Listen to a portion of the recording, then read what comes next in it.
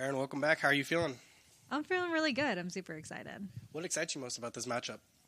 I think it's another great matchup in the top 5, another main event. I'm just excited to show off what I've been working on. Do you feel like a win here gives you the shot at the title? I do. I think with a really good performance, I think at this point it matters. It's winning, but also how you win. So I plan on winning in an impressive fashion. What do you expect from her in terms of like how she's going to come at you? Maycee's a pretty aggressive fighter. She's very forward pressure, a lot of big hooks. This is her first 5-rounder, so I can see her possibly maybe being a little bit more reserved, but I think that's going to come out of her at some point. How do you feel like is going to be your keys to success in order to get your hand raised Saturday? I think it's the same keys it always is. It's just staying disciplined, fighting your fight, and staying technical. So Maycee came in here earlier, and she sees you as one-dimensional, and she's looking to finish you. As you said, she's an aggressive fighter. When you hear things like that, and of course, all throughout your career, you're going to hear people be critical, and things like that. For you, do you just kind of brush that off and just zone that out, or do you feel like you put that to the fire and add that to motivation? Most of the time, I feel like I just brush it off. People, they got to say what they got to say. But I know who I am as a fighter, and I know I'm well-rounded. You mentioned this is the first time that's a 5-round fight for her. She comes in and she was saying about how she thinks that she's going to get a chance to now show things that she never had to do before.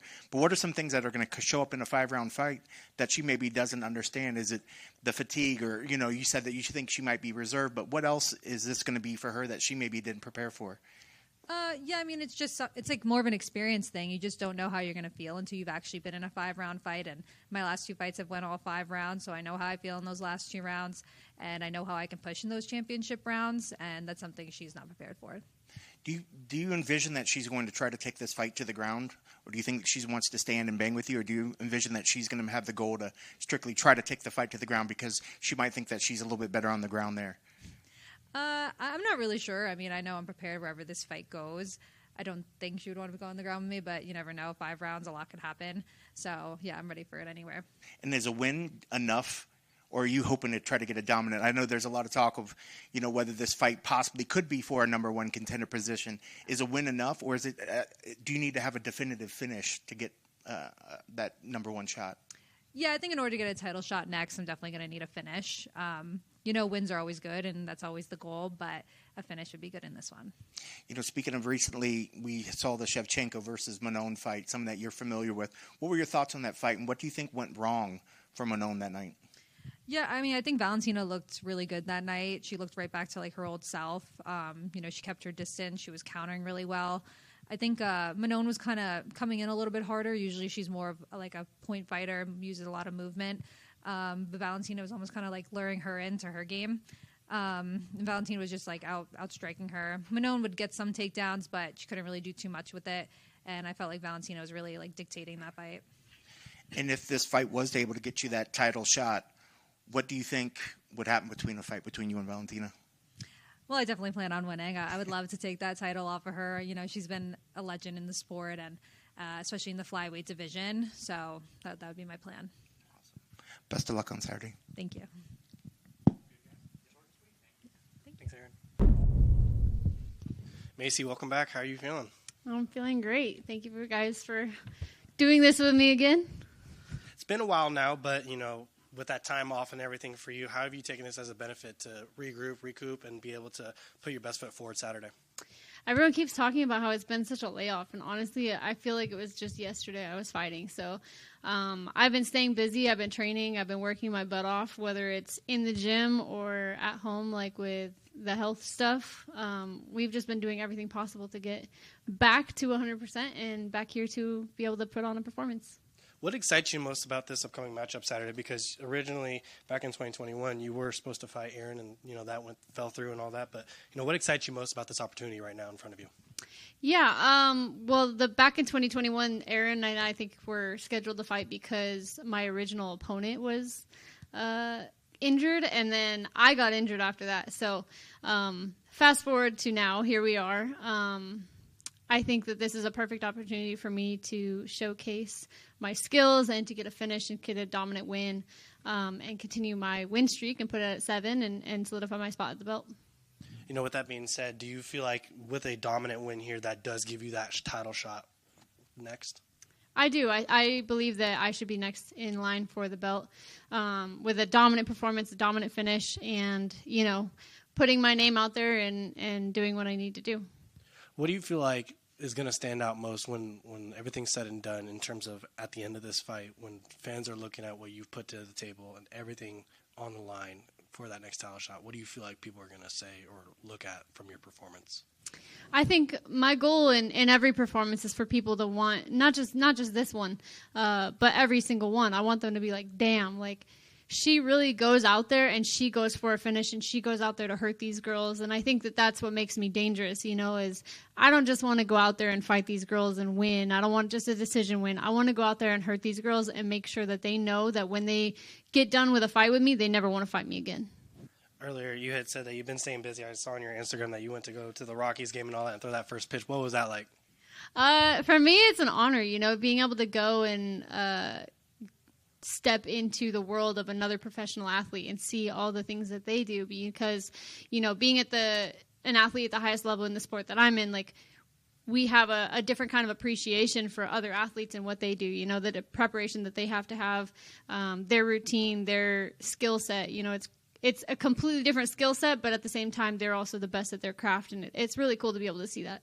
Speaking of that preparation, going back to the octagon, for you, what do you feel like are you anticipating most going into this fight against Erin? I don't have a lot of expectations other than to just go out there and perform. I don't want to have too much anticipation, expectations. The only thing I expect is to go out there and show all the hard work that I put in with my coaches and my team and all the sacrifice that we've put in. And that's what I expect. I expect to go out there and make us all proud. I don't think I knew exactly what happened, but the injury or the causing the fight to end with Rose, what was the injury? Is that the injury that you're saying you're hoping you're back 100% for? Oh, well, first of all, I'm not hoping I'm 100%. I am 100%. Second of all, it wasn't an injury. After my last fight with Caitlin, I actually got really sick, and we thought that I had gotten healthy again, and so I took a fight with Rose, and I knew that it was a little bit of a quick turnaround. I got really sick in March.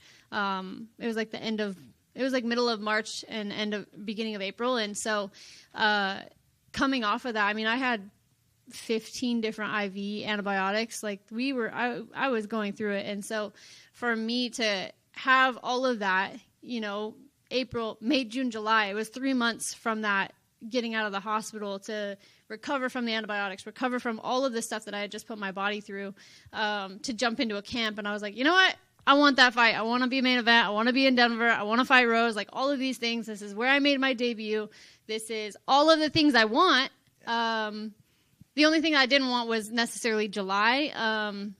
But at the same time, we have to we have to make a decision whether we want to take it and go on this opportunity or say no. And I'm never going to turn down an opportunity. So I went for it. And unfortunately, that was not what my body was going to allow me to do. But I wish I had made that fight, and hopefully we'll do another Denver main event. But we'll see. But we're here now, and I have a main event against Erin, and that's what my focus is.